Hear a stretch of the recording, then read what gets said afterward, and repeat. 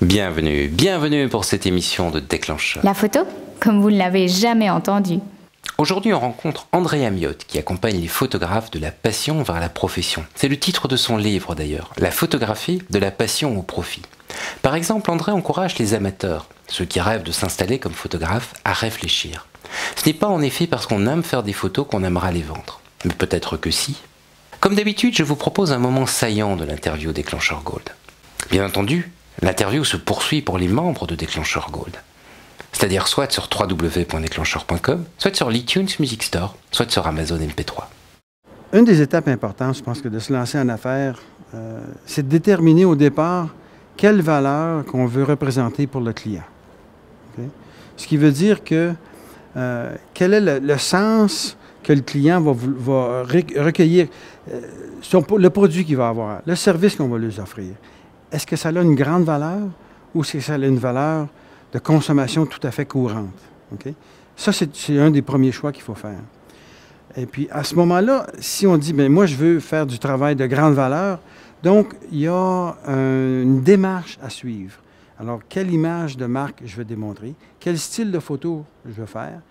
Parce que les gens qui vont payer un bon tarif pour avoir une prestation faite de votre part, vous voulez avoir beaucoup de retours financiers de ça, ils vont vous demander une qualité et un style. Okay? On s'entend là-dessus.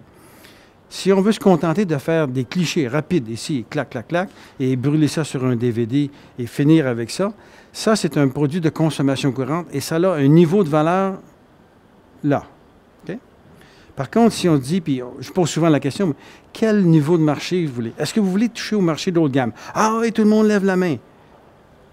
Le souci dans tout ça, c'est que ma prochaine question est, êtes-vous prêt à faire ce qu'il faut pour répondre aux besoins de la clientèle aisée?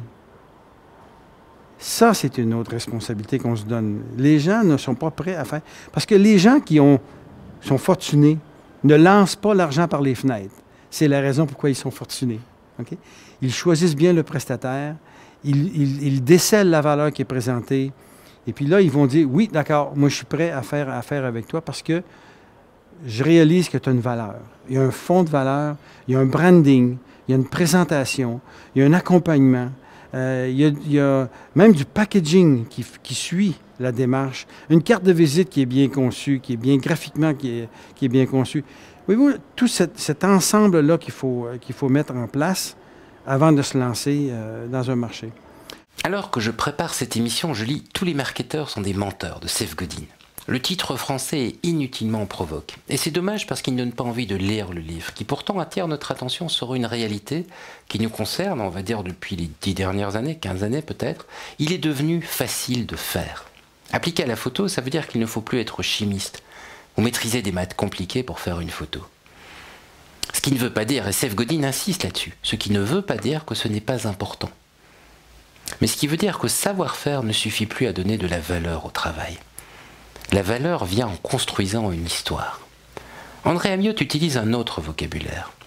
Mais j'ai retrouvé la même sensibilité dans notre discussion, sauf qu'André est beaucoup plus concret et parle aux photographes. C'est exactement ça.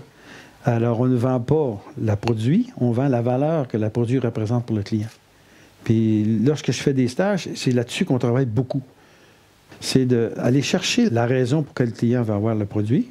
Puis, je m'amuse à dire, dans les 45 ans que je suis dans ce métier-là, il n'y a personne qui m'a appelé un lundi matin et dire « André, je sais que tu as besoin d'argent, voilà un travail pour toi. » Donc, ce qui veut dire qu'il y a quelqu'un qui frappe à la porte. Il y a une raison pourquoi il m'a appelé. Je veux la savoir, cette raison-là. Il y a quelque chose de spécial qui se passe dans votre vie aujourd'hui? Là, la conversation est ouverte.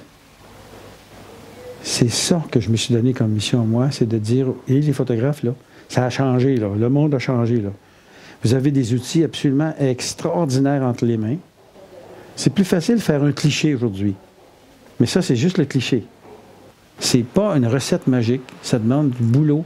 Mais l'idée, c'est que, tu sais, une recette, là, tu vas dans un resto, tu manges bien. C'est un groupe d'ingrédients qui ont été mis, poum, ça a fait un ensemble. C'est la même chose.